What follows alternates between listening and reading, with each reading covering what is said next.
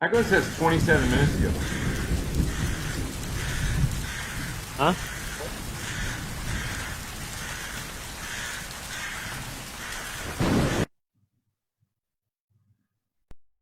$27 minutes ago. Huh? Okay, so there's a One slight second, delay. you guys. We are setting up a watch party. So there's a slight delay.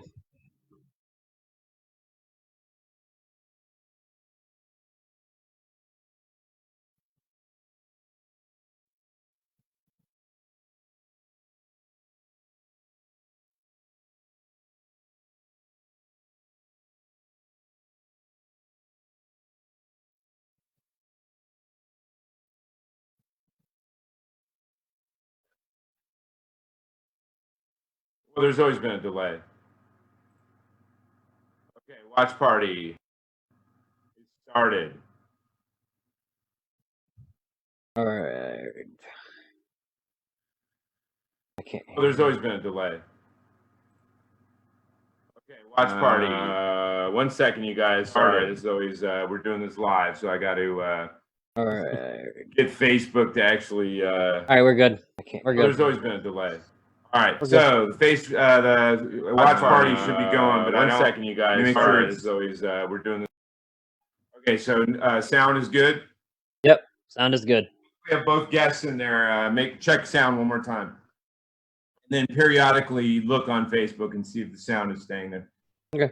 Okay, guys. Welcome, episode 31. I know, who would have thunk it? 31 episodes of me, my co-host Mark Potter, and then me as JD Glasscock, and then of course lovely Lola. Yes, lovely Lola is the star of our show. I know. And you know what is so funny, man, is today I stopped buying these bones like a week and a half ago that she loves. They're the little tiny non-rawhide bones. And all of a sudden today and 2 days ago, all of a sudden she had another one. So she had like hidden ones and she was prancing around proudly with it in her mouth. So like, she's been stashing. Yeah, I'm just like, that's funny. You guys, we have a great show for you today. Amazing show. If you want to know about production, if you want to know about how to put films together, these are two powerhouse people that have been doing it for decades. So I want to just go right into it. Let's bring in the first guest. Let's bring in Angela. Do you want to put up her photo or whatever? Yep. Okay, you guys. So Angela Marie Duncan, she is the executive producer of Blade and Blood. And no, I hate to have to say this, that does not mean you should now message her saying, fund my film. Please, show some respect. That's already been happening, I guess. Angela Marie Duncan, decades of film financing, decades of putting packages together for filmmakers. So let's bring in Angela. She's an amazing experience. She has way more going on than just mine. So we'll talk to her about that.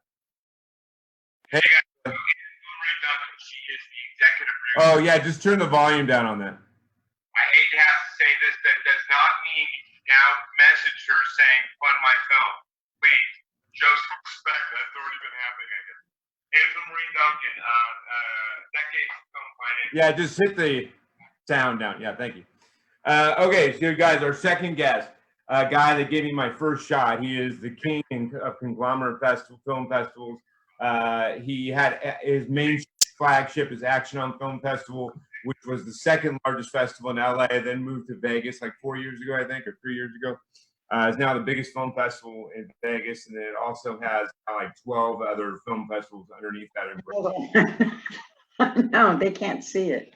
So amazing guy. He gave me my first. I won my first film awards way back like in 2013, 14. He's a producer, filmmaker, actor. I think he's in like one of the Rockies. But anyway, let's bring on Del Weston.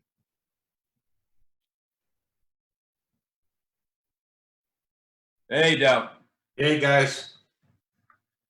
All right, we got everyone in. Okay, good. So you guys got the watch party going, all right? I am trying. You want me to give you a second, Del, to do that? No, I want to do it now. Okay. let's get right into this, you guys. First of all, thank you for both of you being here. You guys are like two powerhouses in respective things you do. I'm going to start off with Dell, and then we'll go to Angela. Dell, what is a project, something that you're behind in the last couple of years that you thought was amazing and you're very proud of? You know, it's actually happening right now as we speak. Believe it or Hit not. current ones in a second, man. You know, I just launched something tonight called No Risk Fee Fest. What is it called? No Risk Fee Fest. Okay. And what we're doing is we're going to change the way people submit films to films and scripts to film festivals. As opposed to like what, Film Freeway or? Well, it's different in that you don't submit through them anymore. What you do is you go directly to us, and then we watch your film or read your script before you pay one submission fee. If we can't get your film booked into our shows, we don't take your fees. It's as simple as that. Well, that is beautiful. And that'll mean that you can submit to a lot more festivals.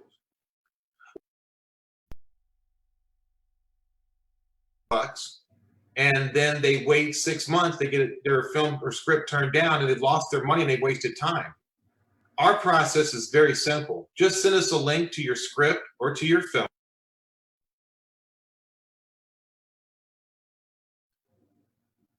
That's how it works. It's a lot fairer to me, it sounds like, because a lot Well, it saves you money. You know, well, and especially you also sometimes have like beginning filmmakers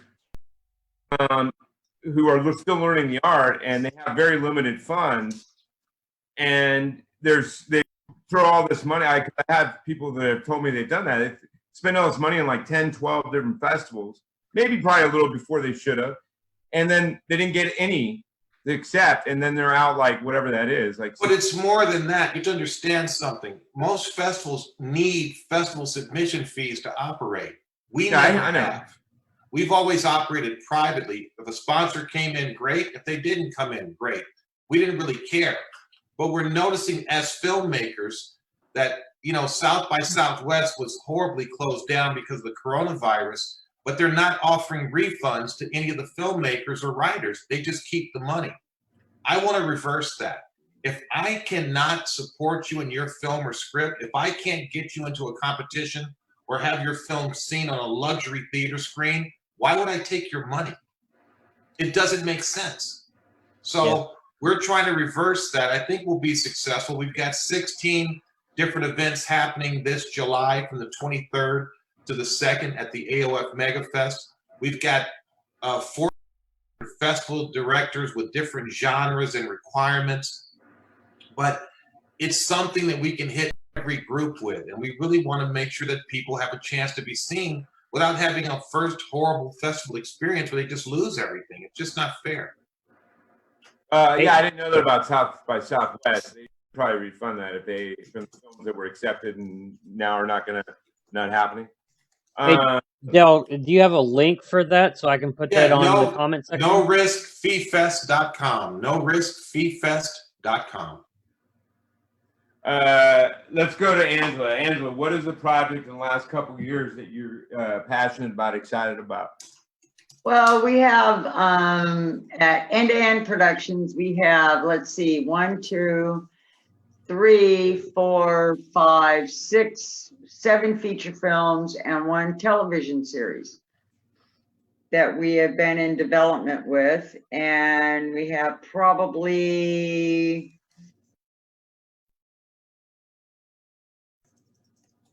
Well, that's good. Now, I know you've just completed, you had your hand in like 2 or 3 short films that just went to a festival. Yes, I had 3 films that went to the Santa Fe Film Festival.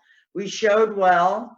They're fabulous little films. One of them we're creating a feature film on that one at the end of the year, near the end. Then we have 2 of the other ones that cinematography and the scripts were great on. And then I have another film that we've been working on a month. Well, actually a year and a month. It's Mark of the Mob. It's an Irish mob movie that we'll do a theater run and an Academy run on. It's a 15 million. And then of course we're going to be doing Blood and Blade at the end of the year.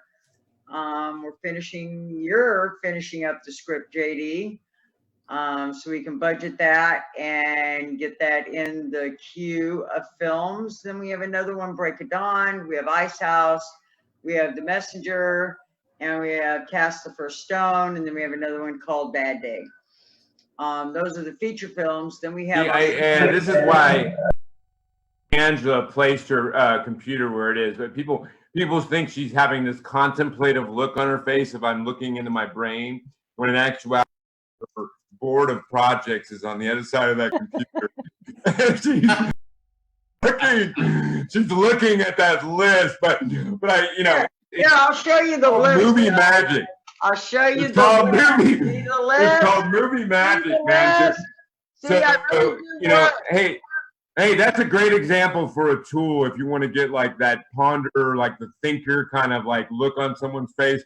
Give them a visual off camera that provides that for them, and then it'll. I'm just old and I need a list. Okay, I'm a list girl. That's funny. That's how you stay organized. Back to what you were saying, I think that's a great concept, and why when I talk to people that are doing short films, I always tell them when they're talking about how I do short films, and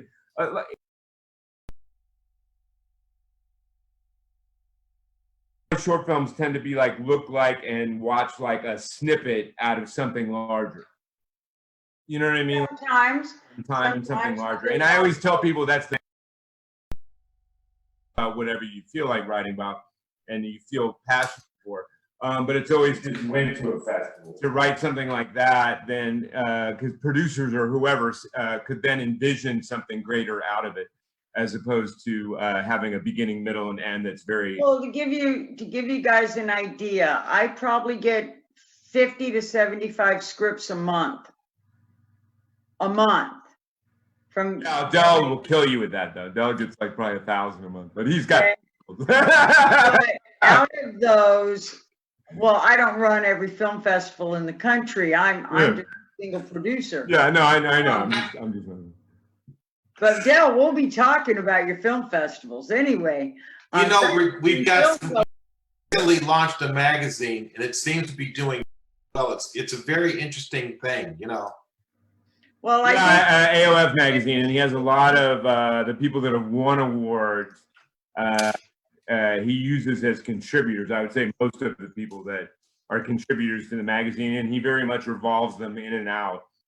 And he tries to expand to as many, I think, of his people that have participated in AOF as possible, which I think is very beautiful. But yeah, no, definitely. Okay, so let me go back to what I was saying. Okay. Out of those 75 scripts, I choose one or two projects out of that beginning to end and get this market. So when people that are watching this are going to all of a sudden inundate me with scripts, that's I know. I prepped this before I brought you on about that. Hold on. The scripts that I'm looking for are true stories that are from books that have been published. I prefer self-published books that I can retain the rights to make the screenplay.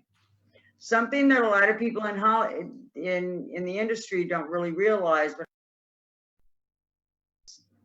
on something that isn't proven. My success comes from finding them into scripts and put them into the mainstream. Hollywood right now is actually shut down. They've shut the studios down and they've shut. So basically Hollywood has come to a halt. Okay. This is a good time for screenplay writers to really shore up their screenplays, get them perfect, get them nice, get them sweet, so they can go out to producers like me and they're ready to go from day one.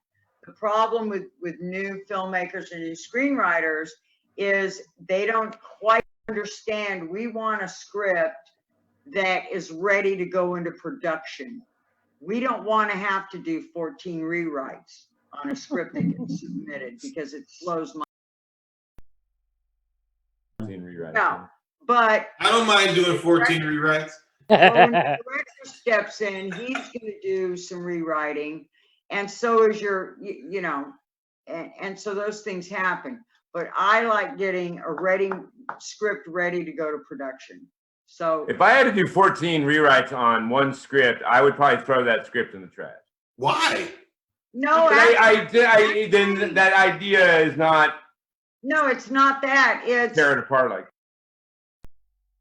much information, or they won't use the right software, or they'll add too much into a scene that we don't need, or they'll put scenes in that really aren't moving the storyline. And we were talking about that earlier with Mark about novels. It's the same thing in novels. When you first exactly tend to write superfluous we've stuff. done, and that's a true story that came from a book. Okay, 9 revisions have been done by two writers. They were probably trying to shove too much of the book into a script. I mean, a book is a book. It's not. It's got Right. like films in it. If you try. But what happened was there were scenes in there that weren't moving the plot line along. So I went through and chopped it and said, we're going from 127 pages to 105, and now we're at 105. But we condensed and had the thing move along. And that's. And I don't know if I always agree with the old adage of like 2 minutes per page or whatever it is. I think that is dollars when you're dollars. It's so dependent on what you're writing. You do maybe 4 to 5 pages a day when you're talking dollars, because I only shoot 12-hour days. I don't guerrilla shoot, and I use unions. No, and we talked about this. I agreed with you in that. Like I thought Clint Eastwood is one of the best directors ever. He is the best, and that's why. Because he believes, and I've worked 5 times for him, and he believes exactly like that. And you know what? 10 to 12 hours. 5 years he's been able to do that and do it well and make a lot of money at it. So I formulated my production company along those lines, and I shoot the same way that Clint shoots. I do 12 And that's hours. how I got that's, believe me, I was inspired by the same thing. Yeah. Like I working worked on his with sets him, and watching how it I watched him do it. And it's yeah, amazing. and he's big on respect. I think me and Dell even talked about this before. Eastwood's big on respect. Respect everybody, talk to everybody with respect. You know, that's such an interesting thing. If it's real, I worked on a recent project, and this, you know, we shot with 3 red cameras, huge $1 million locations, but we had 3 different cultures involved in the film, right? The Persian community, the traditional American community, and then some monsters who happen to make themselves known, right? I've never engaged in more yelling on a set in my entire history in film. It was, I cannot tell you the lack of respect on that project. That went in every corner, myself included, because when you're working with people who have no clue of what they're doing, right? Yeah. They tend to create a situation where it's tough to let a Clint Eastwood type of a vibe play through. And it all comes from just amateur. Well, I mean, but unfortunately, it's rare. I spent 8 years as a stand-in and union background actor working on a TV show and film that worked in LA. And unfortunately, the Eastwood style was rare. Right. TV. Most of it was everybody shooting downhill. Trying to, at least. Let me jump in here real quick. One of the things I don't do on set is I never wear a walkie. And I only say one thing at my pre-production meeting with my department heads. And that is, if your problem gets through my line producer and to me, everyone's fired that's involved. And that's it. And once I say that, my first pre-production meeting, you can set the tone of a good production by the top people in that production. Well, it comes from the top. It always comes from the top. And I set the tone of, we're going to go have fun and make a movie. And I don't need to micromanage anybody. I've hired you to do your job. You do your job, and we're good. We're fine. Let's go make movie magic. Let's have a good time. And I've done over 500 productions. I've never seen that work once, but that's just me. You know, we go in with the best intentions, but you know, making movies is such a in TV is such a high pressure deal that when you're at network, for instance, I've had 4 shows on network. When you're dealing with QC and standards and practices, for instance, on a show I had on a Paramount station, I had to clear it.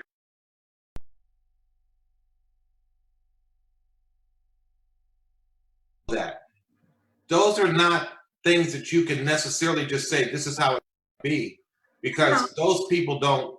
They're above the line. That's above your line, and you have to deal with it. So it depends on where you are in the business. You know, you're obviously very experienced, and you've developed a really great set of tools, which is great. I have a particular team, Dell, that I use. Mm-hmm.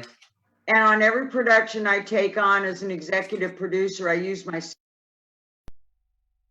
Well, and that's how Eastwood does what he does. I've designed my production company after the model of Clint Eastwood. Clint Eastwood has had the same guys for 40 years. I know one of his grips that has been a grip to his for 35 years has been a grip for Malposa.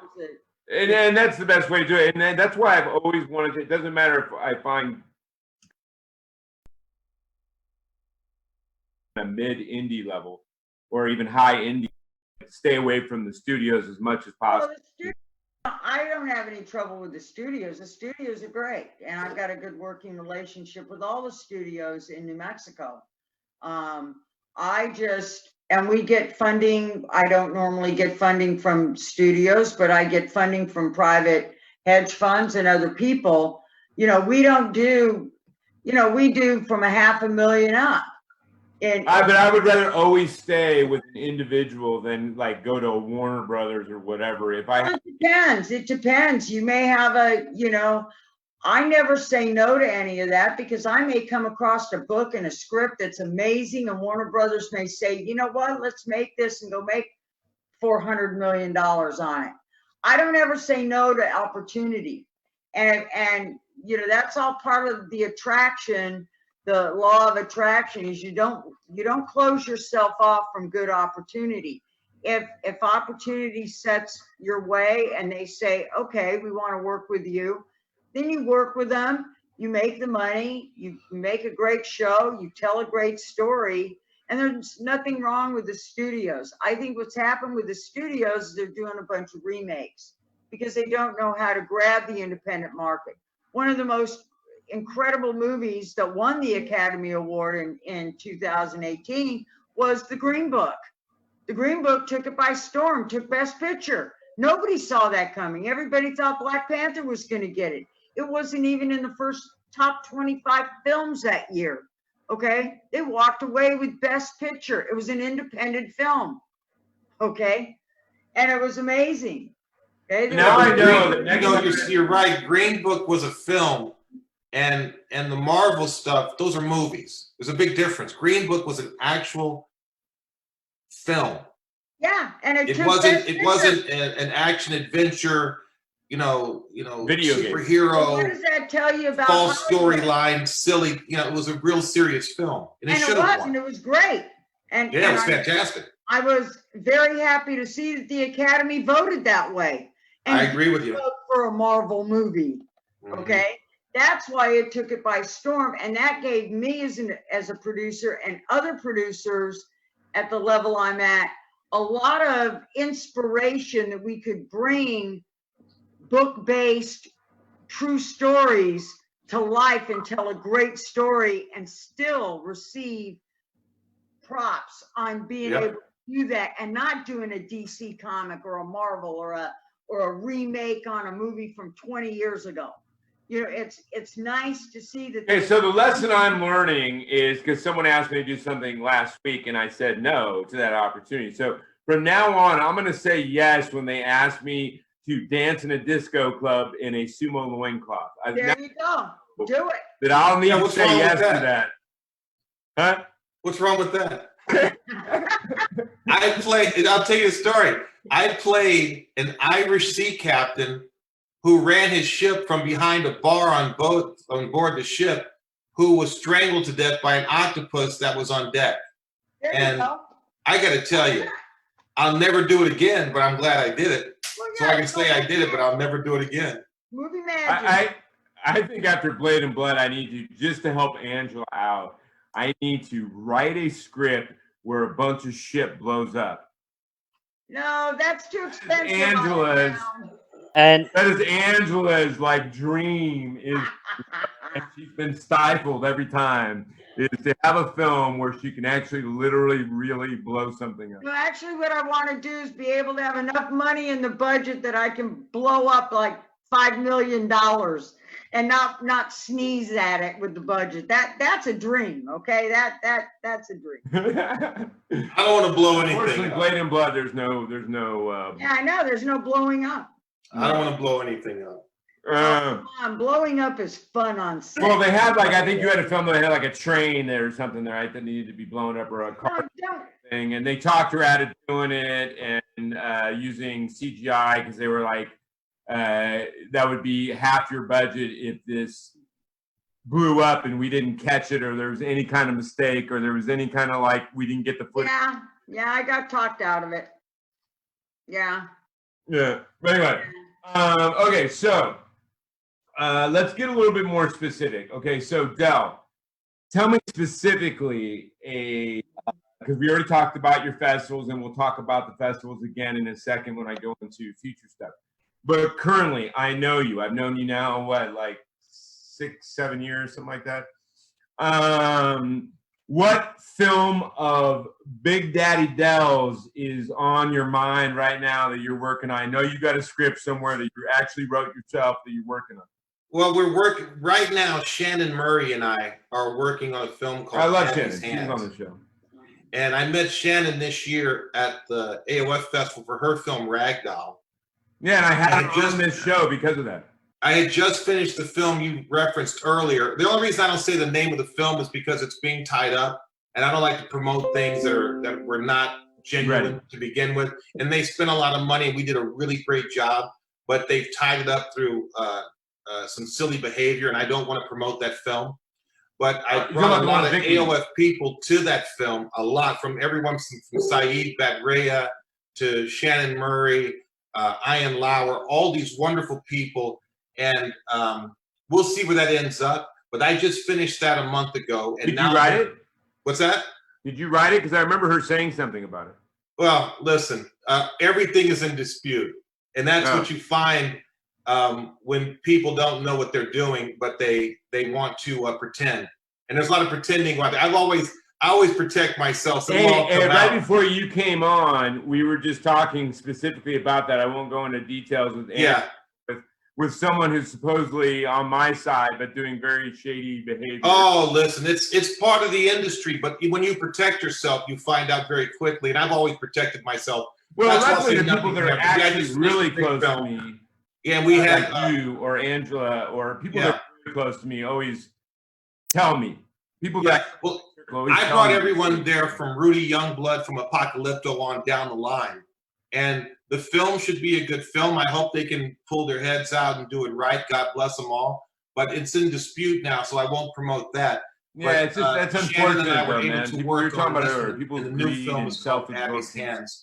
And of course, Annabelle Monroe will be producing, and my wife. And we're getting in Oh, tell pre-production Teresa I right said now. hello.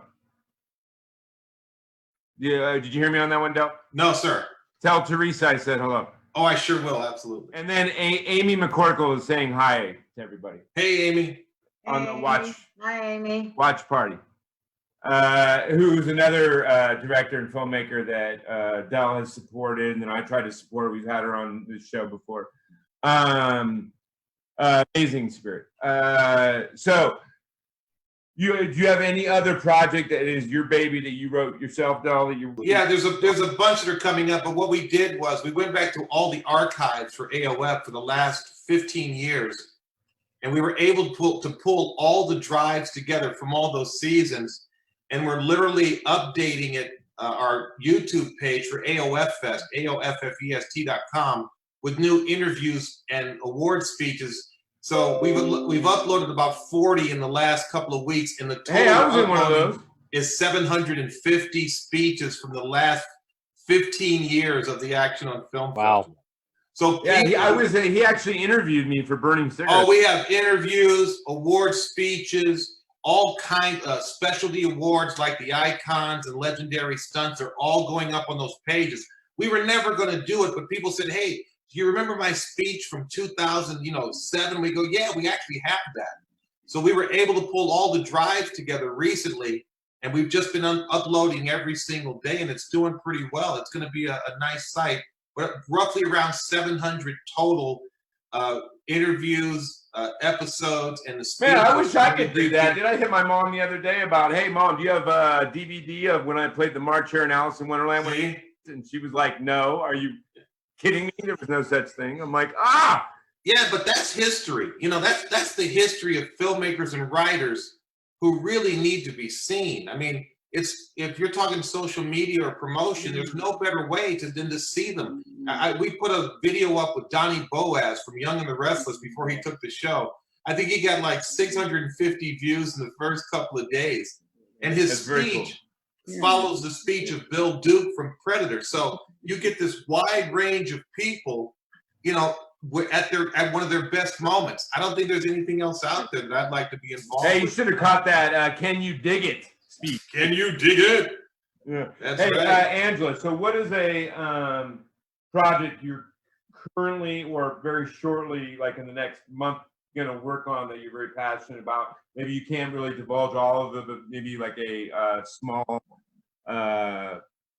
thematic of it.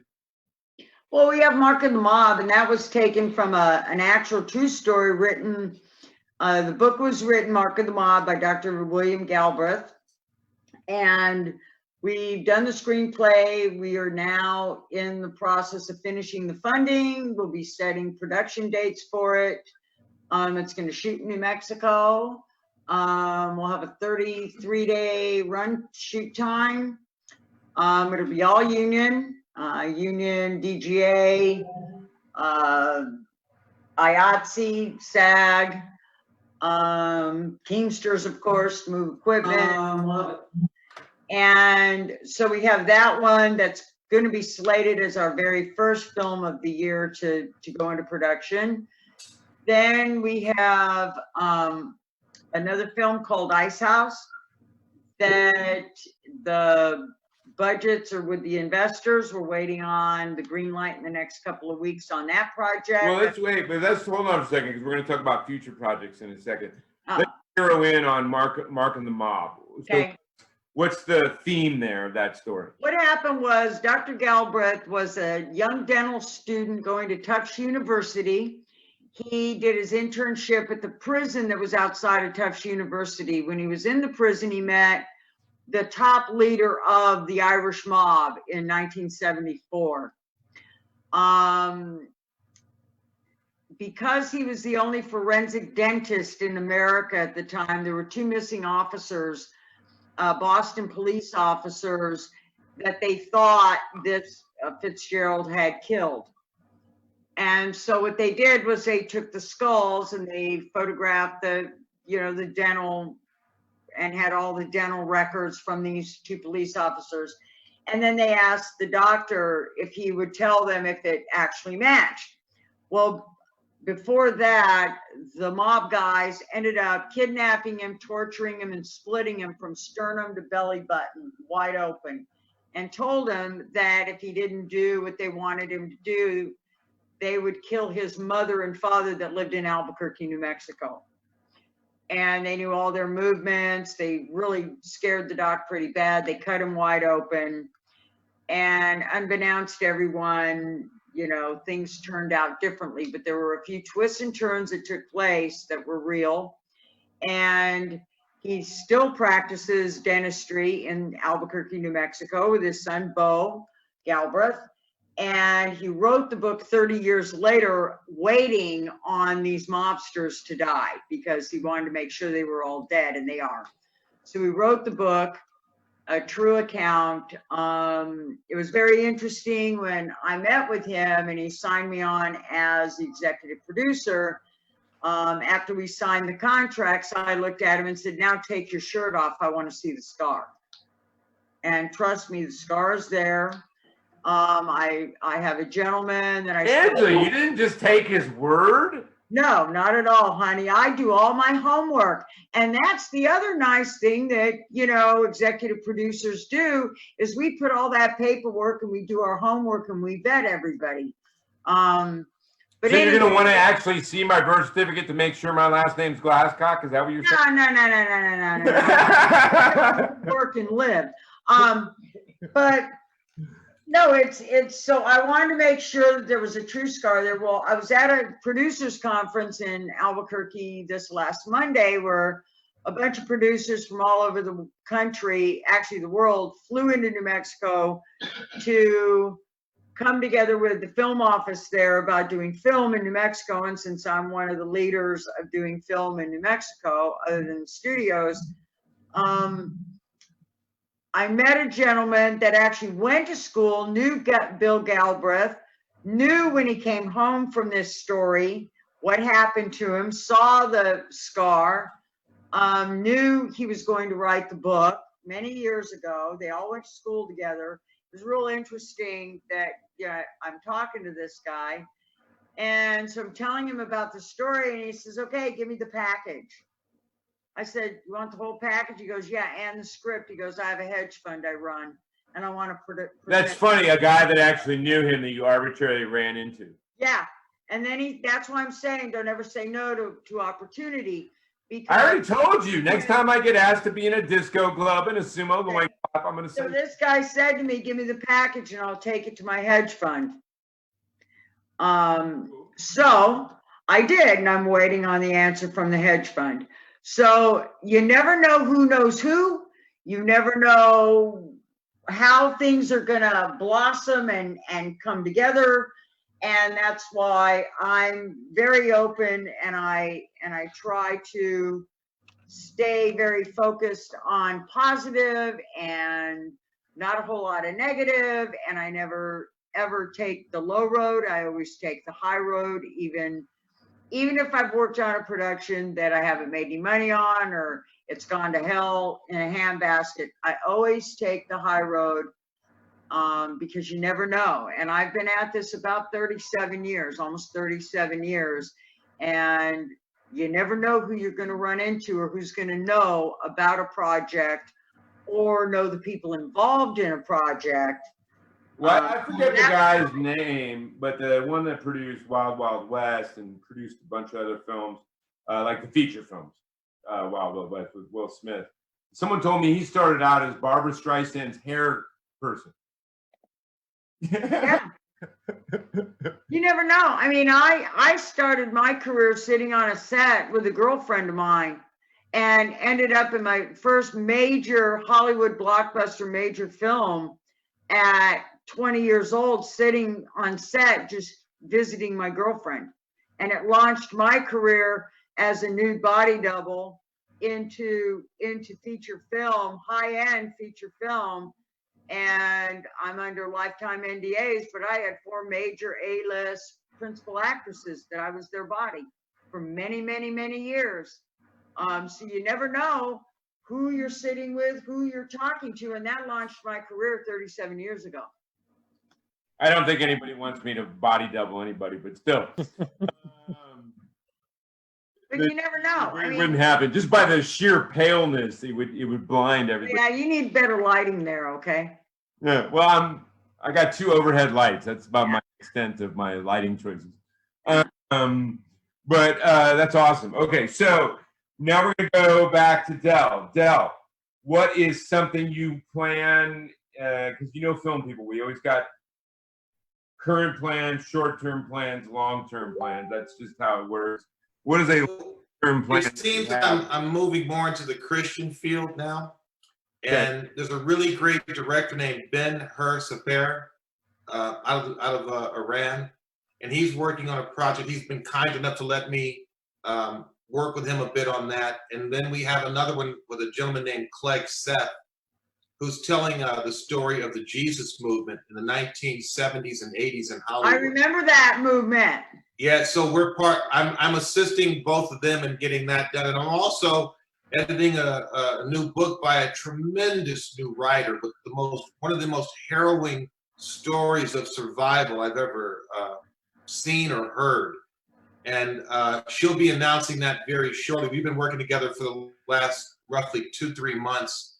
And I got to tell you, it's a very honorable experience to work with people who are trying to do great things while healing themselves and healing others. So it's that is what amazing writing process. is Now, for. by the way, I started my career as Harvey Weinstein's donut boy.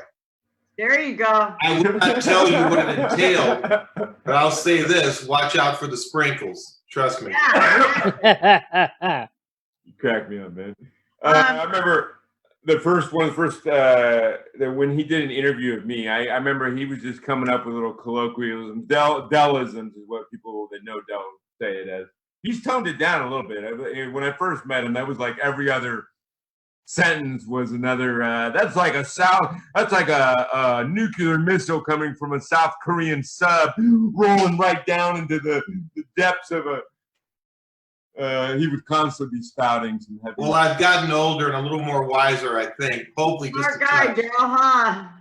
Yeah. It doesn't age. Do it. Just listen. I've got just so you know, I have a gentleman that's doing a lot of faith-based productions, because there's a certain entity that's looking for that material. Yeah. And so after this, you have my email address, or Mark Absolutely. does, somebody does.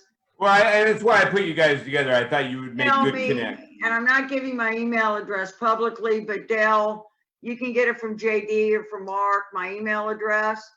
And that book you're talking about with that young lady, I would like to look at. Yeah, it's an interesting thing. You know, you don't know, like you said earlier, you don't know who you're talking with or who you're working with. But for some reason, I've been moved over here. I had the opportunity to work with the writer of a beautiful book called Heroes from Heaven, and I was allowed to do the press kit pitch deck for it. But another writer had already been involved. I didn't like what he'd written, and I made that very clear. So I pretty much rewrote it afterwards. But again, my thing is not my ego or about what work. It's just I want to work on good projects with good people. Exactly. And while Dr. Scott was great, some of the people that were involved to me weren't great in that project. And so I'm no longer working on it. But at a certain point in life, you have to make some decisions about what you want to be involved with. I agree. And who you want to be involved with. I agree. And when you get a little older like I am, I imagine I'm older than everybody on this podcast, you start to learn a little more and to actually do as opposed to talking about it. So I've been very, very blessed in that. But I see my role now is in mentoring people coming up as opposed to just doing my brand of action adventure and gritty street films, which Well, you've always been a big supporter of ours. My work. And you know, Del, I agree with that. I do a lot of work with up and coming filmmakers and directors. You know, when I was at AFM this last year, it seemed like that whole week I sat out on the deck of the Lowe's, and I held court every day with all these young filmmakers from all over the world wanting to know how it's done, wanting to That's talk. fantastic, because they don't get that in the studio system. No, they don't. They don't get it in school. You know, Exactly. it's funny that they used to have these film schools operating, but when you see the work that comes out of them, the work is horrible, and it's nothing you would ever see on a professional Because they're teaching them scale. boxing. You got to be very careful, and these young people, they do need someone that they can look up to. Exactly. And then you have the older, experienced people who are starting a second career. They've worked their whole life. The kids are gone, and now they want to make movies and write scripts. Exactly. They need direction as well. And I think there's a beautiful niche for that for people who have experience. They've been through the system. You know, it's funny. I did a film with Joe Pesci, and I bring it up now because we did that film in 2013. I finally delivered the files to the distributor for the streaming contract for that film after 7 years of work and re-edits and recuts and all these things.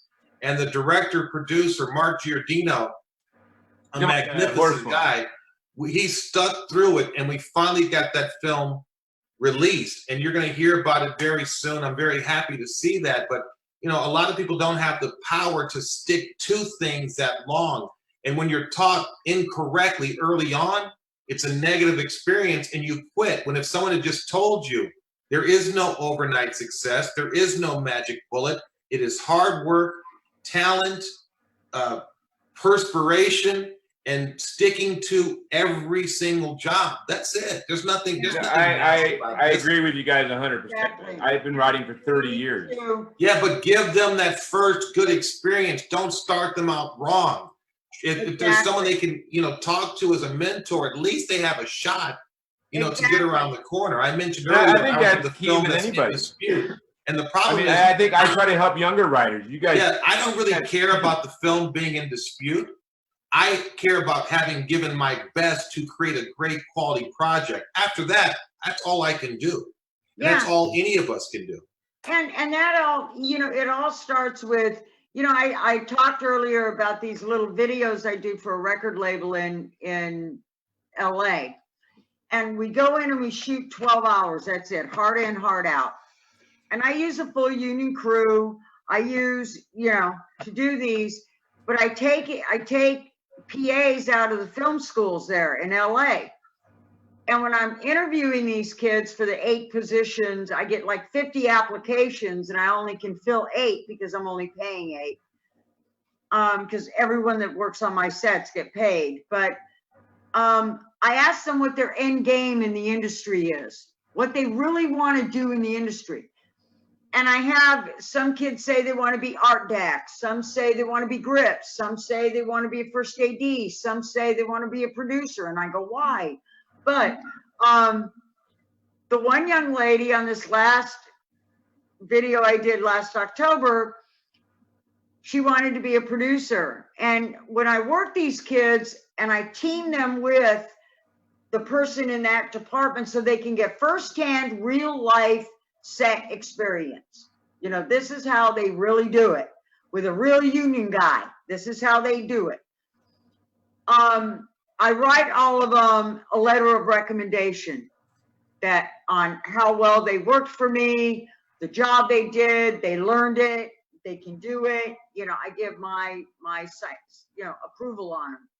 Well, this young lady had a job interview with one of the networks, and she pulled my letter out and handed it to the interviewer at the network for a production coordinator. And that's what she was applying for. And they read the letter and they gave her the job. She's now the production coordinator on the NFL channel. That's fantastic. And she only worked 2 12-hour shoots with me on 2 separate videos for me. And she was such a fast learn that she had it together. She knew what she was doing with the paperwork. She knew what was happening, how to, you know. And it really made me feel good that I could actually help these kids that have spent $100,000 on film school and learned nothing, to being able to put them on my sets and teach them the right way of how this is how we make film. This is the hard work. And trust me, these kids get burned in 12 hours hard, okay, into the ground, because we're moving.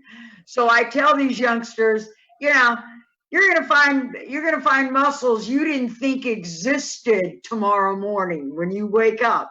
But it's gonna be the best day you'll ever have on a set, because you're gonna learn it the right way. And there's some other things I'm getting involved in New Mexico, where we're gonna have some interns working on all my movies. There's a certain program in New Mexico called the FCAP, where you take the union guys and you can move them up a notch in the union. They work, you know, for the production, but you pay them and you move them up in the union. Some really great benefits that way, because New Mexico right now in IATSE, the 480, has a huge overflow list. So we're trying to get those guys trained up and get them moving because of all the production coming into New Mexico. So I'm going to have a vital role in helping those guys get moved up. Okay, I want to put a pause on this because we need to take a 5-minute break, and then we'll continue this exact conversation when we get back. You guys, you have been watching Stormcrow, Dreamers Talking to Dreamers. This is why I do this show, so we can not only bring spotlight to what beautiful people are doing, but also for them to meet each other and for other people out there to be able to get an opportunity to maybe meet them. And I think that's a beautiful thing and a needed thing as they're referencing as far as mentoring and connections and all those kind of things. Now, since Angela will not give you her email, and for those people that need to have an email, I'm going to give you guys my email. It's glasscockandthemoon@yahoo.com. Feel free to message me. If it bounces back, you just probably typed it wrong. There you go, you guys. But we're going to be back in 5 minutes, you guys, and we're going to continue this exact conversation with these amazing spirits, beautiful spirits. Mark, we will try to get a question or two about your amazing acrobatic lightsaber techniques to make sure that we get that in at least once. But anyway, you guys, we'll be back in 5 minutes. You've been watching Stormcrow, Dreamers Talking Dreamers. As always, keep dreaming. See you in 5. Can you say see you in 5, Lola? See you in 5. All right. Okay, guys. He's going to put it on black screen on the thing, but just don't turn off the link. Don't cut off the link. Guys, we'll not touch anything. Go to the bathroom, go have a drink or something like that. I got to take Lola out to the bathroom. I'll be right back. Jill. Yes, ma'am. Can you hear me? Yes, I can. Okay, let me give you my email address. Sure, thank you. Hey, you guys, the sound is still going. Lola. 5. All right. Okay, guys. He's going to put it on black screen on the thing, but just don't turn off the link. Don't cut off the link. Guys, we'll not touch anything. Go to the bathroom, go have a drink or something like that. I got to take Lola out to the bathroom. I'll be right back. Jill. Yes, ma'am. Yes, I can. Okay, let me give you my email address. Sure, thank you. Hey, you guys, the sound is still going. Lola. 5. All right. Okay, guys. He's going to put it on black screen on the thing, but just don't turn off the link. Don't cut off the link. Guys, we'll not touch anything. Go to the bathroom. Like that. I got to take Lola out to the bathroom. I'll be right back. Jill. Yes, ma'am. Yes, I can. Okay, let me give you my email address. Sure, thank you. Hey, you guys, the sound is still going. Lola. 5. All right. Okay, guys. He's going to put it on black screen on the thing, but just don't turn off the link. Don't cut off the link. Guys, we'll not touch anything. Go to the bathroom. Like that. I got to take Lola out to the bathroom. I'll be right back. Jill. Yes, ma'am. Yes, I can. Okay, let me give you my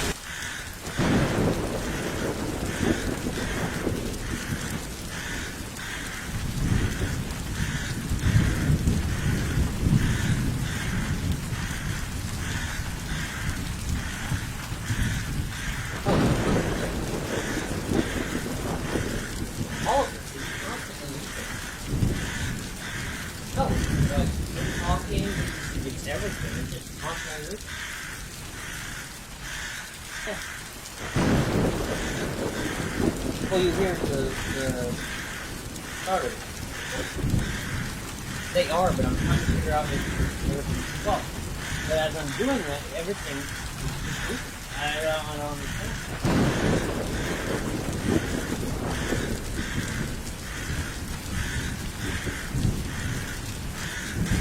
Oh, talking, it's everything. It's constantly.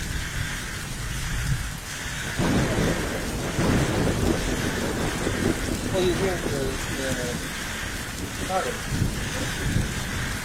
They are, but I'm trying to figure out if everything's well. But as I'm doing that, everything I don't understand.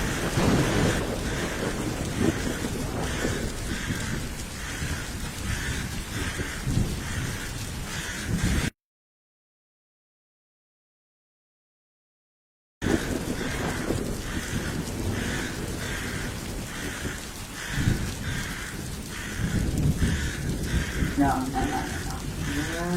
Sorry, everything was looping. Walk around for a minute. Oh, God.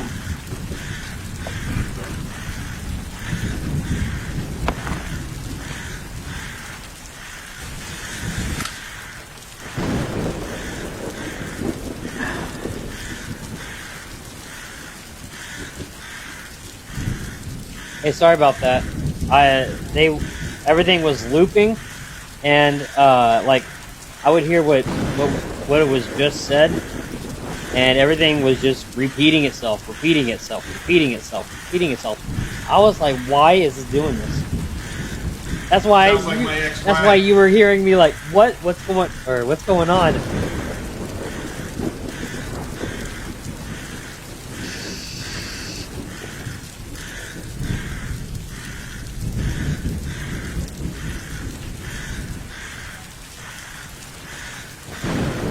So who do we have, how many people do we have watching, Mark?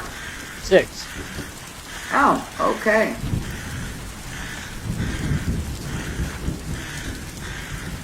All right. It just doesn't tell me who.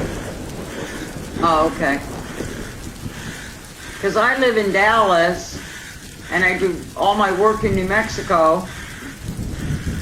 So how's Vegas looking, Dal? I mean, are the hotels full? No, they're down to about 15% occupancy. Wow, so I can get a really I was privy inexpensive to a room? meeting of the hotel managers and today, and they're going to be shutting down the strip for about 2 weeks. See, I was going to be at CinemaCon. Okay, well, when is that running? It was running in March, in April. Oh, I don't know if it's going to In happen. April. Yeah, they might. Vegas is going to be very proactive over the next few weeks because they're losing so much money. They have to make that symbolic stand, shut the place down, clean it up, stop travel for that 14-day incubation period. Then they'll feel comfortable opening back up. I think it's a good move. Well, I do too. And we were going to be at CinemaCon because my future husband used to own theaters, and we clean theaters for a living. There's a commercial cleaning business where we clean theaters, all the cinemas. And so we're having to revamp some stuff within our company. Oh, yeah. And but we were going to be at that conference because I was going to write some direct distribution deals for, domestic distribution with my company, and they canceled the conference. Wow. And it's great. That really kind of stinks, and I've been traveling. I mean, I've been flying. I'm leaving. We're looking at buying a property in Ecuador. And he's leaving in April to go to Ecuador for a few weeks. And the prices right now, if anyone wants to book airline tickets, now is the time to book your flights. Wow. Because flights right now are like dirt cheap. It's like $600 to go round trip to Ecuador out of Dallas. And it was going to cost $1,500 round trip. So we're saving $1,000 just per person to fly to Ecuador and back right now. Wow. I mean, we're going to be flying to LA on the 25th, and we're paying like $200 round trip to go to LA out of Dallas. Wow. Dallas to Phoenix for $115 round trip. Interesting. I mean, it's crazy. We fly American, of course, but the flights right now are amazing to get. And if you book them ahead of time and book them before the 30th of the month, there is no change fee if you have to change your flight at a later date. Okay, Mark, where'd you just go? Can you hear me? Yeah. My tablet died, so Yeah, our show's still going yet. it's still going. I'm gonna be on your conscience. Oh, God. Oh, God. Mark, you did this before, man. I don't need ninja co-host, man. I need Hold on. my acrobatic wingtip feather tucking lightsaber wheel co-host. Anyway, okay, so let's get going. Let's start the show up again. and hit this home stretch.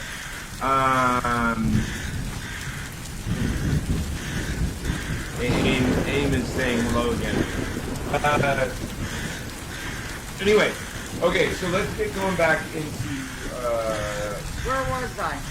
Normally we start talking about life, but I got two people that have so much film experience. I'd rather give the people that are either going to watch this now or watch it in the future, or we'll also put it up on YouTube. So watch it. You know, I want them to soak up as much of this kind of experience as possible. So as me and Angela already talked about, I think that's what one of the first things her and I had connected about was the Eastwood, how he runs sets, and both of our experiences with that. But to me, it never made sense, the whole shit downhill concept, because basically you're creating a project, you're creating art, you're creating a visual medium. And this is what I never understood about how a lot of Hollywood works. If you're spitting poison out everywhere, and then those people are spitting poison out everywhere, if they don't think that's going to end up affecting their end project, that's a ridiculous concept. Well, you know, it all starts at the top, and the top hires the team. Okay, if the person at the top isn't hiring the right people to do the job, okay, I mean, and maybe I'm different than, and I am different than most producers. I have worked as a grip. I have worked at, you know, sound. We're holding a boom for hours on end. I have ran cable. I have done craft. I have done catering. I've done all those things except a camera, because I'm afraid I'll drop it and I'd have to replace it. Back in the day when I started 37 years ago, we used to run the cans of film, you know, to the airport. They would entrust us idiot little PAs, young stupid kids with millions of dollars worth of film to put them on airplanes and get them flown somewhere. Okay, we had a certain work ethic when we were on set. You know, we were taught back then that it was a big deal to make a movie. It was a privilege to be working on a set. It was a privilege to, you know, be running cable or running water or whatever. We soaked it up as youngsters back then. Today, the kids coming out of the film schools aren't teaching those kids anything that can help them. Anytime I have a parent ask me, should my child go to film school? I tell them no, don't. No, just start working on films. You know, go volunteer on a film. Go work for $50 a day on a film. Work on one of my films, whatever. But don't be taught wrong in class and then try to think you know something when you walk onto a movie set. You know, like the kids I use on my videos when I'm there in LA because I have a team in LA, I use the same guys, the same first AD, the same grip. Everyone's the same. And I use those guys over and over and over again, because I know when I say we got 12 hours, we got 12 hours. And that's it. And I know they can go in, bust ass, and make it happen. When I bring on... From a lighting standpoint, I have noticed with all the short films I shot is I dealt with DPs that were right out of film school, and then DPs that are self-taught. And the DPs right out of film school, like their lighting, and lighting in film school was like TV, light everything up like the bright noon, and well, it's all room lighting. They don't, you know, and that's why I use those kids and I put them in the different departments, and I say, okay, you're going to shadow this guy and you're going to learn how it's really done and get some real experience here. Not, okay, you went to film school, that's great, you know, your parents are in debt $120,000 and you don't know how to unload a grip truck right. You know, I don't know. I have to admit, and I don't know if Del has this experience, but we've all been doing what we've been doing a long time. I've been writing for 30 years and pursuing art for 30 years. And the most brilliant artists I've met in all the different genres I've played around: music, acting, film. Some of the most brilliant people I've met were self-taught. I would have to. A lot of them are, but there are All a lot of the that are most. sharp. See, one of the things I'm going to be putting together and help put together in New Mexico is we're going to start a program for these C&M. The community college already has a film school, but we're going to take it to the next level. We're going to take these kids directly out of film school, and they're going to be working in our studio, and they're going to get real life experience working on our films, real films that, you know, with budgets well over $500,000, where they're going to be working with these grip guys and all these different departments, and they're going to learn special effects. They're going to learn how to do safety and all these things. And we're taking them straight out of the classroom, and we're going to put them right into the studio with us, and they're going to be the core of our studio, along with our union guys, and we're gonna train them up the proper way. So they've spent the money in film school, but they're also going to get the practical internship at the studio to be able to move into production on any film once they are adequately trained and know what they're doing. And that's going to give them the step up they need, and be successful, because there's over, you know, the state of New Mexico right now is slotted to do $2.5 billion with a B billion in production in the next 10 years. That's a lot of production, and that's independent and studio. Okay. And so these kids are going to need to learn television and feature film. They're going to need to learn how to be on those sets, build those sets, do all those different departments, be part of it, or they're not going to have a job in the industry. Okay. The industry right now, New Mexico has become the mecca of film production. It is outdoing Atlanta, New York, and LA combined right now. Well, it's because of their tax incentive. Well, it's because of the tax rebate. It's not an incentive, it's an actual rebate of money spent. So whatever and there is a zero minimal spend. So you can walk in with your short film at $50,000 or $20,000, and you can get 25% to 30% of your money back in a real check. Once you pay your last receipt in the state of New Mexico, you go into a 180-day queue, and then within 180 days, you are handed a check, not an incentive. That's two different things. You are handed back money. That money you can use in promotion. You can use in your distribution. You can use paying your talent. You can use it in whatever way you want to use that rebate money, but it's an actual check from the state of New Mexico.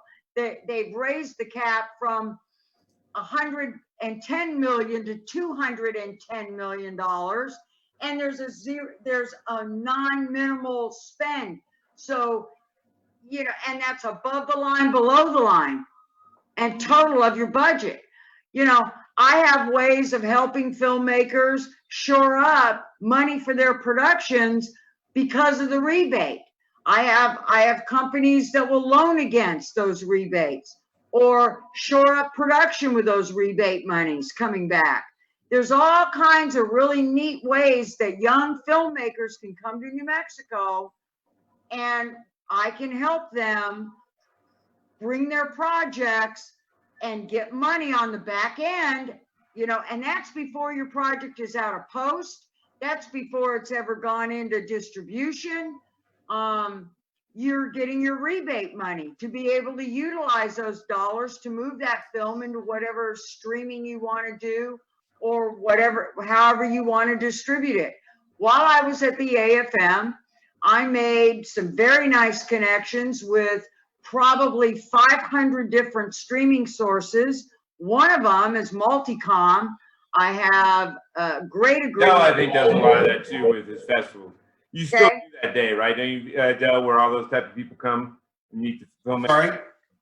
Don't you still do that on, I know you did it on AOF. I'm assuming you still do it where you have a day where you have video distributors, VOD distributors. No, we've changed that up quite a bit. Like, you know, I worked with a guy, the great Jerome Kershon, 2 years ago. What we did was we bring distributors in, but we've been lucky. Linda Nelson of Nelson Madison.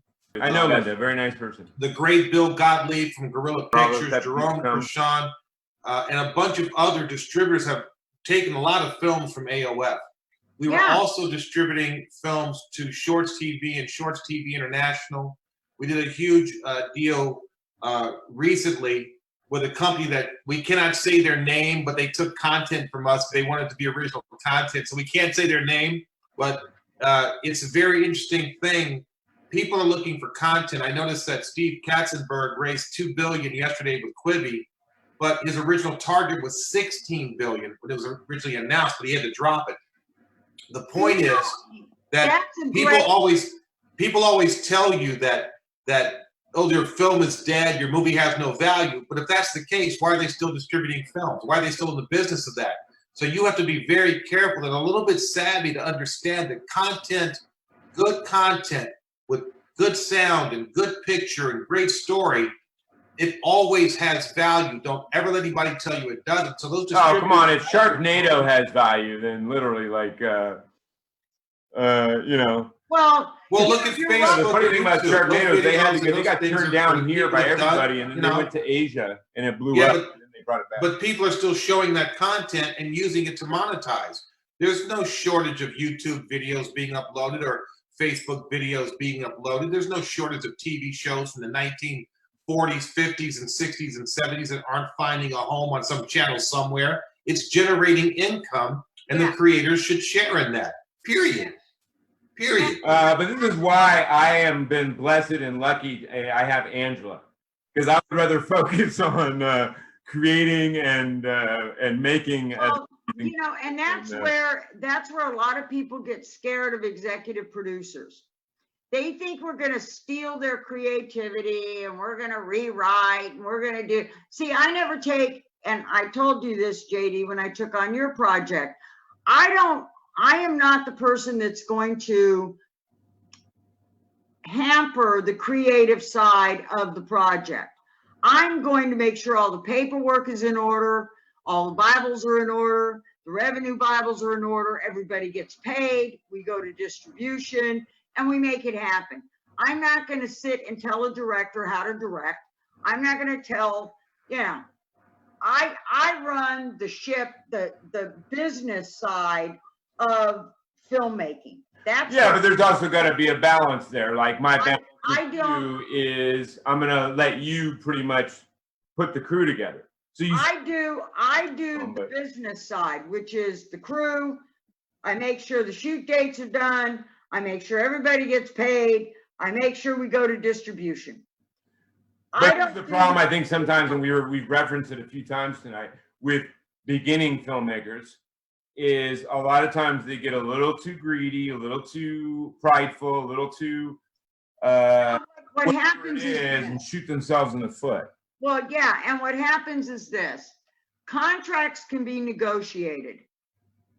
When I know there's a young filmmaker, they can't pay my retainer to have me start a project and develop it because it costs money to develop it. Yes, it does. Okay, it costs money.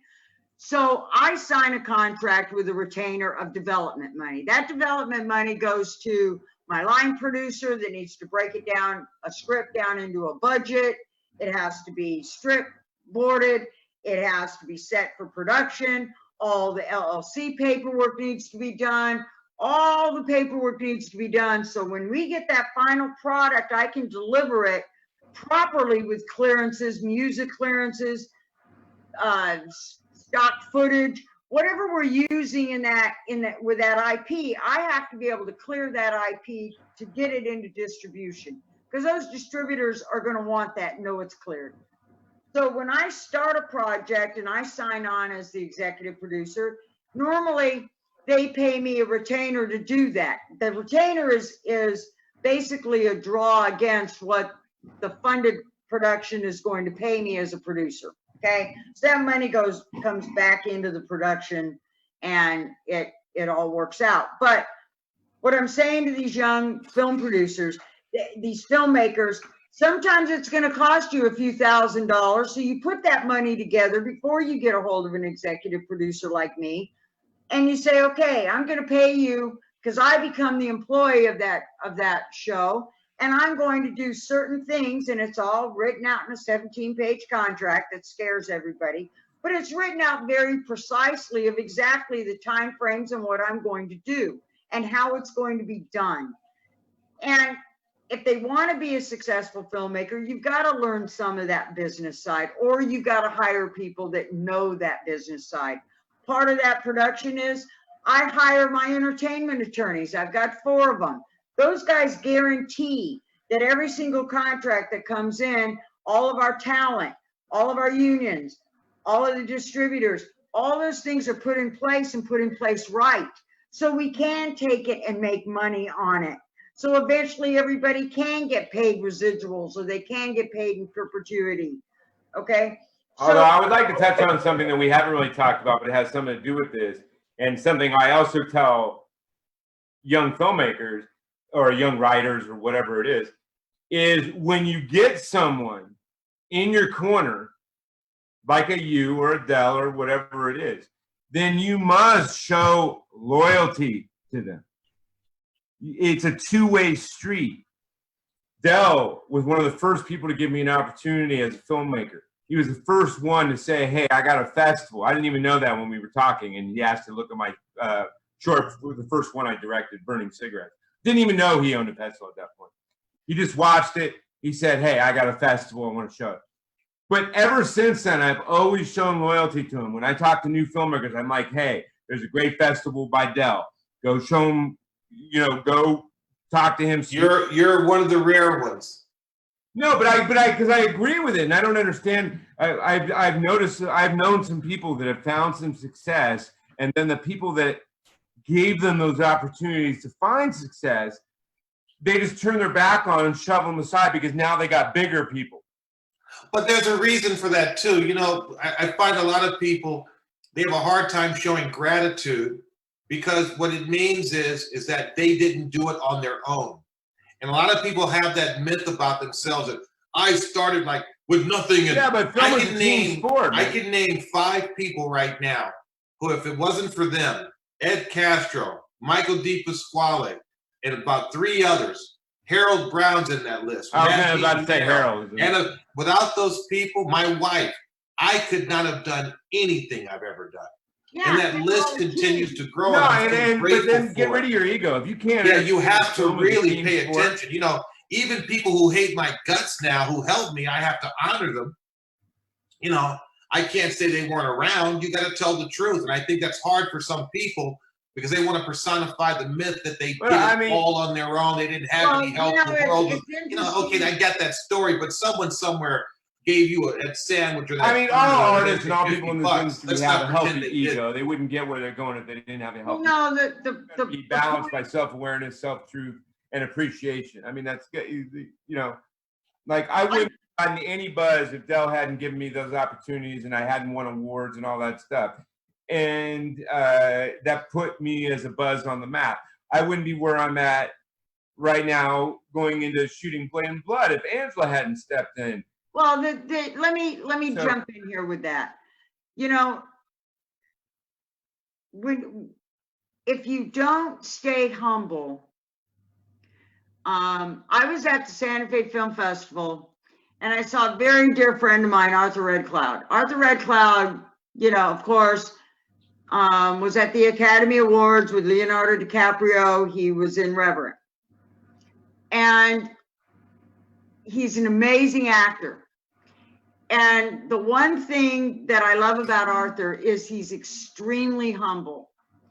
And, I own a 40-acre ranch out in the middle of nowhere in Concho, Arizona, where I go out there. It's totally off grid. I have solar. I have a well. I use wood to heat the house.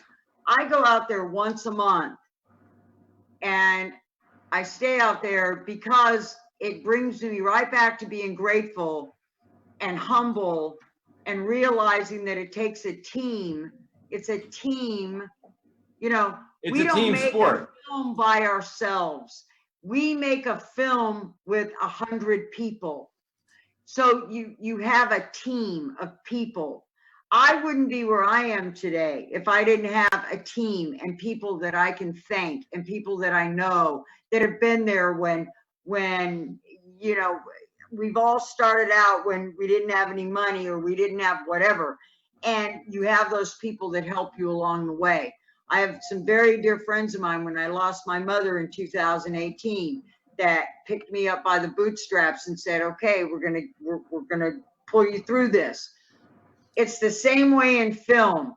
If you stay humble and you stay appreciative and grateful that you're part of a few percent of people in the country and in the world that get to do what we get to do, you know, Clint Eastwood said it best.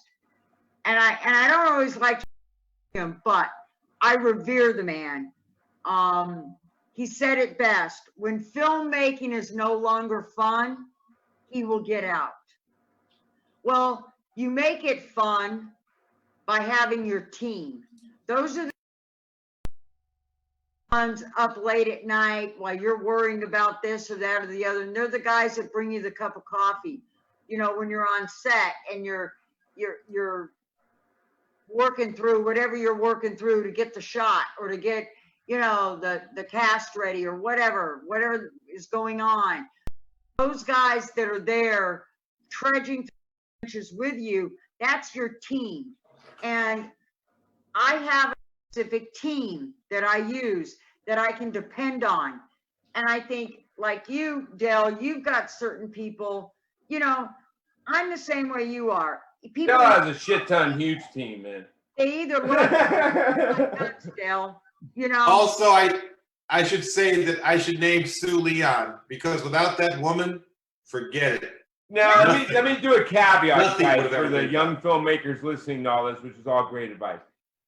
There is no perfection, okay? Because the dichotomy of this, especially if you're a writer, director, filmmaker, actor, whatever, you have to have a certain amount of ego / confidence to be able to do what you way too. And I guarantee you, both these people have done the same thing. The difference is being self-aware enough to, because that's falling down, being too arrogant, that's you eating it in your face and all that stuff.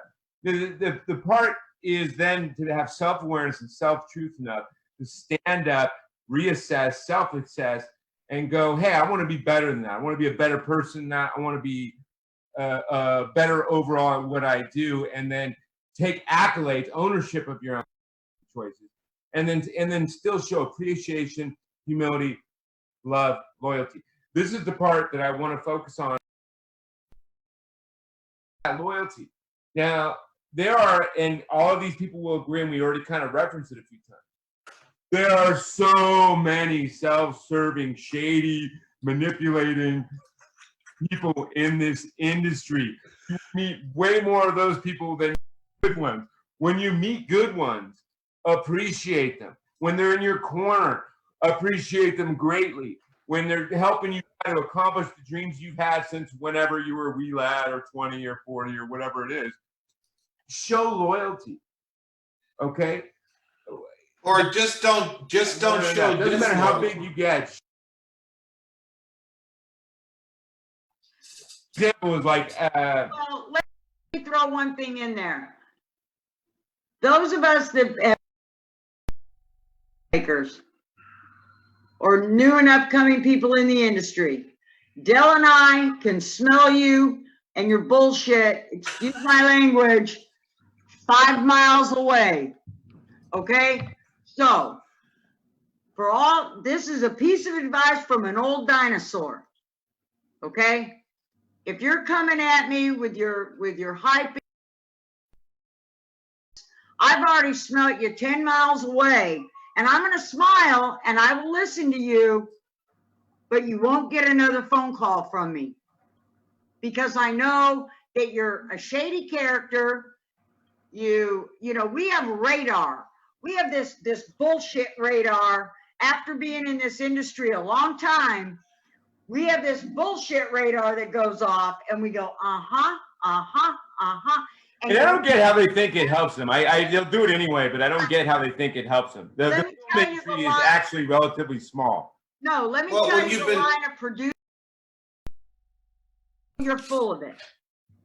When you've been told to fake it till you make it, I think a lot of people buy into that. And I got to be honest, Yeah, I I've just never don't believed see in it that. working. Okay. I think people can work their way to the middle bottom with that. And But to that's get to it. the very top, and I've been very blessed to have worked with some people who were just so magnificent at the top Yeah. that, you notice something about them is that they don't deal with silliness. They don't have room for gameplay. And it really is refreshing. And the kiss of death is this: when you hear this, you know it's the kiss of death. Okay, is when we say, "I'll get back to you." Hey, I'll get back to you. to me, Angela. Hey, wait a minute now. Okay, that's. Hey, you said that to me, Angela. Should I you know what?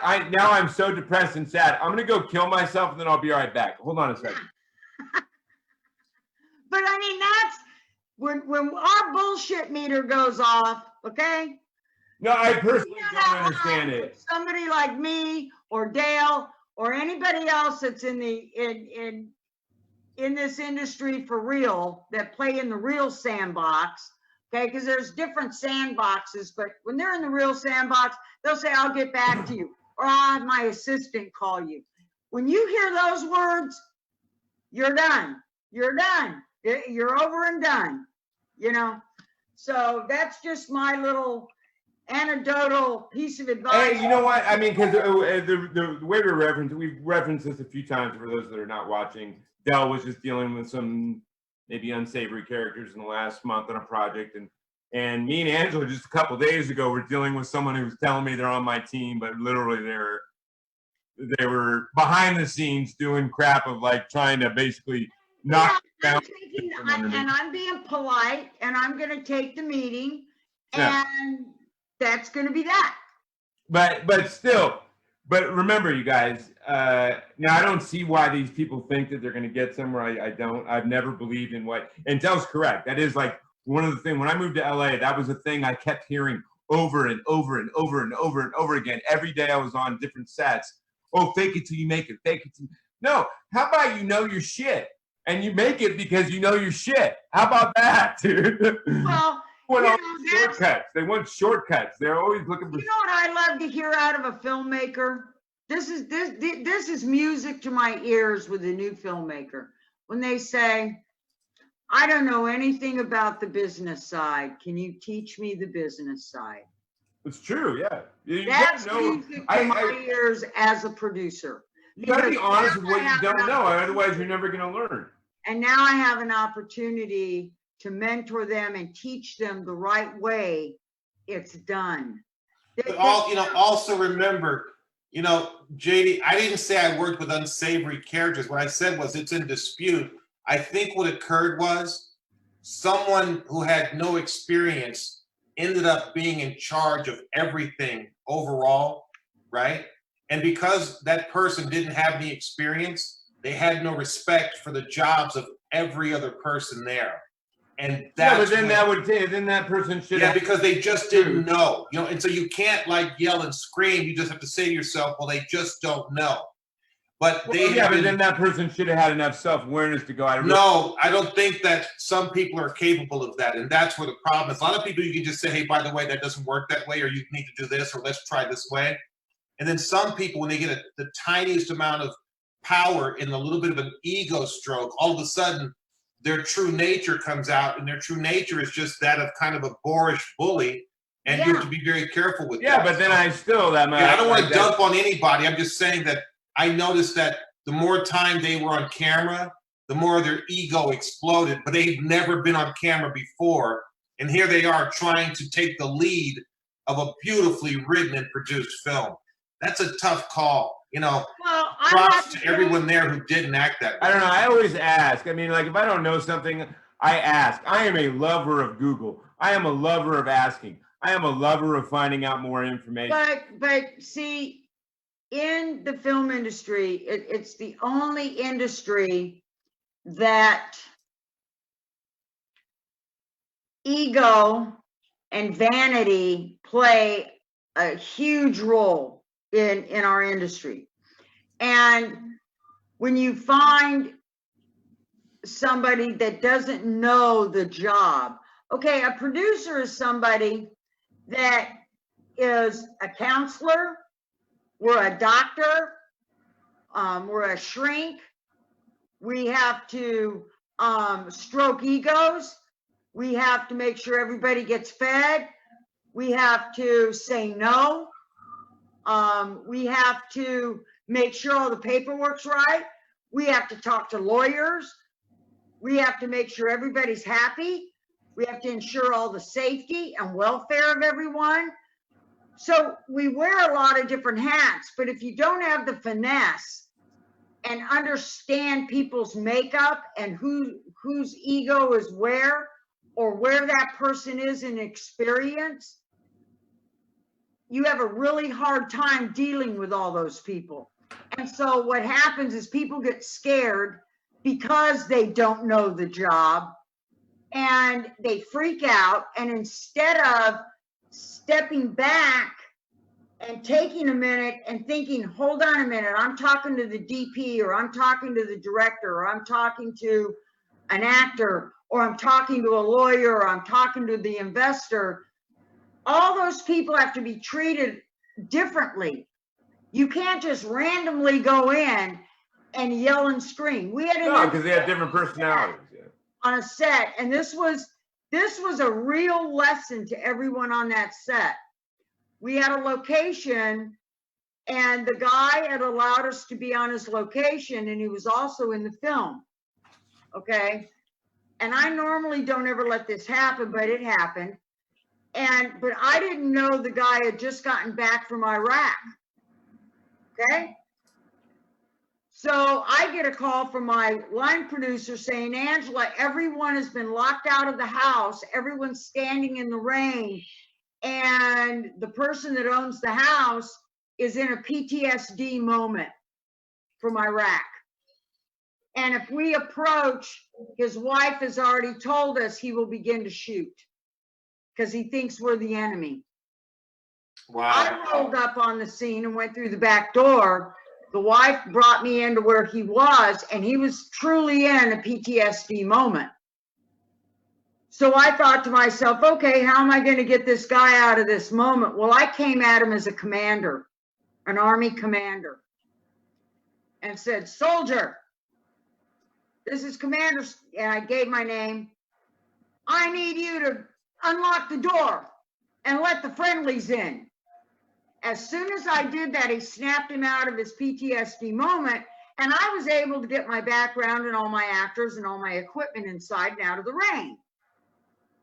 But if I hadn't had the experience with my nephews and my own son being deployed, I would not have known how to deal with that. Okay? We had another incident later on in the shoot where we were filming and we had broken for dinner.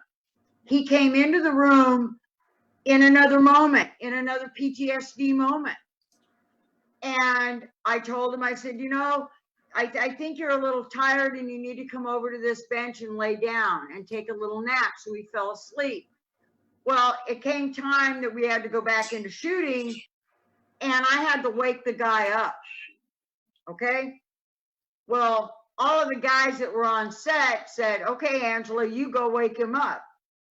So of course, being a good producer that I am, I went to wake the guy up. Well, I knew as soon as I tapped him to wake him up, he was going to swing.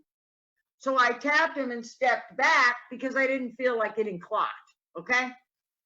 And we got through that moment again. It's experience, and Well, and there's nothing wrong with saying you don't know something, man. no, not at all. But if you're in a position of authority and you're in charge, a lot of people don't have that in them, JD, to say, I don't know. Even 37 years in this industry, I still go to people and say, you know, I don't know. What do you think? Okay? Well, that's why you put a team together so you can rely on them. Like, That's right. Angela has a great TP lined up for Blade and Blood. Now, in a lot of my short films, I've ended up having student DPs, people that just got out of school, that unfortunately I ended up knowing more than they did. But the couple times I've had really skilled DPs, I'm sitting there I'm asking them question after question, like figuring stuff out and all that. And you're going to actually line me up with But so I'm going to be asking questions all over the place and saying, hey, I don't know that yet, but I want to know that. So let's figure it out. I'll sit there and go, hey, I want this kind of look, and maybe give them some sample images and say, hey, I want that. But then I'm going to rely on that person's expertise to be able to go, well, this is how we can get that. But if you're an insecure individual and we were on a set, Manny and I were on a set. Manny has been in the DGA for 40 years. Okay? Manny's the guy that does a lot of her breakdowns of scripts and like. Yeah. Manny's been in the DGA for 40 years. We were on a set. Our experience combined was 80 years of experience. This young director didn't want to listen to us. Well, we almost killed an actor because he wanted to block a scene the wrong way with a shotgun. I had a weapons expert there so we could shoot the gun and make sure we didn't kill somebody. And he was very disrespectful to all the talent and the experience he had around him. Now that young man has learned the hard way that people like Manny and I and other people in the industry will not have anything to do with him and help him with his projects. He was a very talented director with an incredible eye. That's the only reason I went and worked with this kid. He didn't want to learn. He thought he knew it all. And I've had interactions with this kid, so you're correct. They think they know it all, and they don't want to take any guidance or. I don't know. To me, that's how you learn. But I have to be honest. I had the added advantage of coming out of my mama's womb with the last name Glasscock. Yeah. Okay, so like literally, I had to. That instills an immediate somewhat humility and self-awareness and self-truth.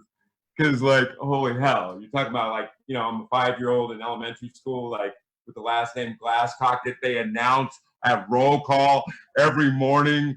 Yeah, well, So I do have that added advantage. But I was a girl, and that was worse. I was a girl.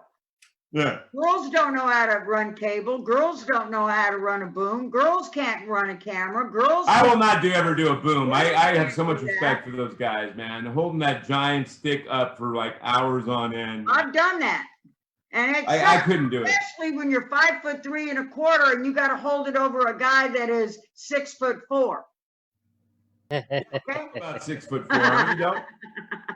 What's that? Del, aren't you about 6'4"? Yeah. Yeah. So I used to do boom. Listen, I've done it all. I started out getting yelled at Atom Magic Studios as an aerial optical printer before I made my first step onto a movie set. But there was an Academy Award title designer, art director, who I worked for. I won't say his last name. His first name was Harold, but he hated my guts from jump. And for a year and a half, I had to go to that office every day and hear this guy curse me out and yell at me. But I picked something up and I learned every single day, and I never quit. And that taught me. No, and that's the key is wanting to learn, man. Story outlines, and sometimes you just go through the fire, but you just keep going. It's called getting your chops, and a lot of these kids, Dale, don't want to get their chops. I don't know. I've always felt like you had to earn it. I was writing scripts, and from the get-go, when I started writing film, I wanted to shoot my own stuff. But I was writing scripts and trying to get on any set I could to watch directors, watch lighting guys, watch all that stuff, and wrote script after script after script for 4 or 5 years before I shot my first thing. You know what I mean? Because I wanted a thing to kick ass. Yeah, so, but you got to get one way or the other. And you always got to learn. And you guys have been doing this for longer than ever, and we still decades. learn. And there's never a time where I can't learn more. I can't become a better writer. I've been writing for 3 decades. There's never a point in time where I don't feel like I can still learn things as a writer. Dal, I'll tell you a cute story on my last video.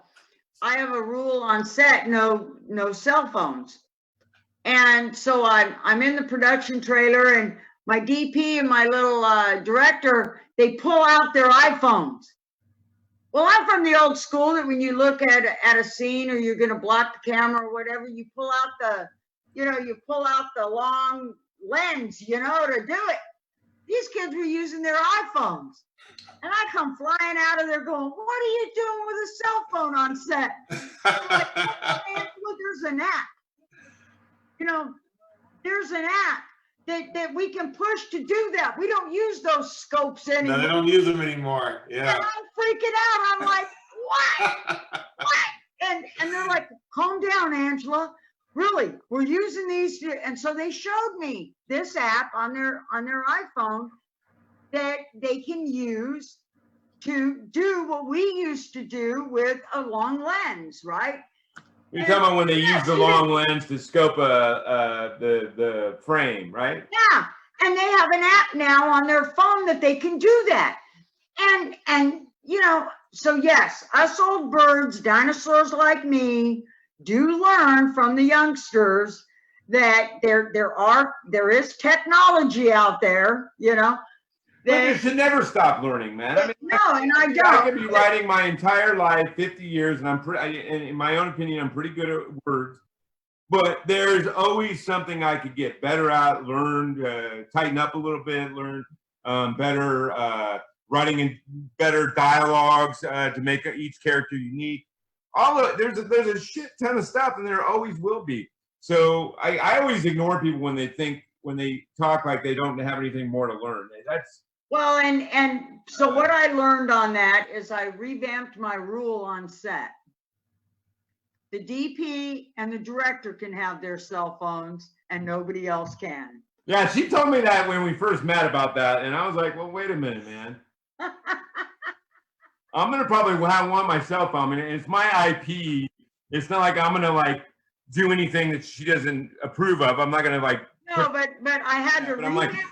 But it's my IP. I'm writing it and I directed it. I don't know about me not having my cell phone. I get having quite a few people not have their cell phone because, especially if you're what we're dealing with Blade and Blood, it's going to be very creative, unique costuming, stuff like that. You don't want just that being rolled out. It's just that's a standard rule I've always had, but I've had to learn to revamp that because of technology. See, technology got me.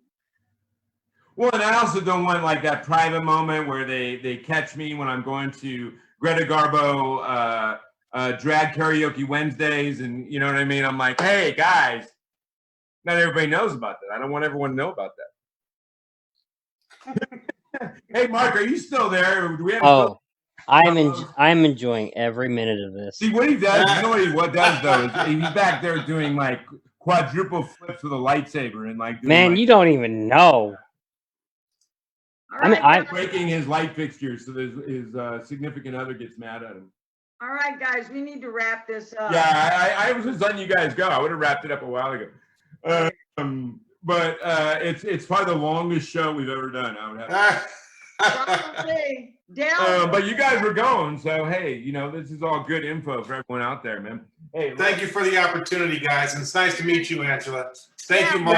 Yeah, okay, let me do it. Let me do it the right way. You guys, we have had brilliant time, brilliant guests, brilliant everything tonight. It has been a treasure trove for filmmakers out there of information, of experience exploding across the screen. We have Angela Marie Duncan. We have Del Weston. They are two people that have done it for a long, long, long time. And also two people that are very supportive of artists in general. But again, I think we talked about this in the beginning. I want to emphasize, always respect when you're approaching people like this, always respect their time and their energy and their place. Don't be too desperate. Don't be too pushy. Don't shove stuff at them. Be respectful. Okay? And again, I want to reemphasize, because it was a major part of this, what we've been talking about, and we've all referenced people in our own lives. Always show loyalty and respect to the good ones that are in your corner trying to help you. Okay? that's our big, to me, takeaway from tonight. Well, thank you very much for having me. on. Mark, our invisible co-host right there. He's very articulate lightsaber techniques that he'll show you later. But anyway, big thanks to Angela Marie Duncan, a beautiful spirit. Thank you. She'll be producing Blade and Blood at the end of the year, but she has amazing other projects coming out as well. Mark and the Mob being one. Then you have Del Weston, who is just the king of festival conglomerate. By this time next year, he's going to have 3,000 different festivals underneath his name. No, but there will be 35 by next year. Yeah. I'm serious about changing the way that filmmakers and writers are treated on the film festival circuit, and that starts with not taking fees. You can't possibly. So we put that in there, but Mark's going to put it again. Put in the website that he read. Oh yeah, no risk fee fest, no risk fee fest. And then we'll put that on the YouTube when we move this over to YouTube. Yeah, AOF fest. Yeah, enjoy it. A lot of good stuff. All Thank right, you for thanks, everything, guys. guys. So anyway, What a pleasure. I'm big signing blessings and off. love. Take I care. got you. Stormcrow, Thank you. Dreamers talking to dreamers. Lola, see you. Goodbye. Bye, Lola. Bye-bye. Y'all have a good night. Blessings, Good night. everybody. Thanks, guys.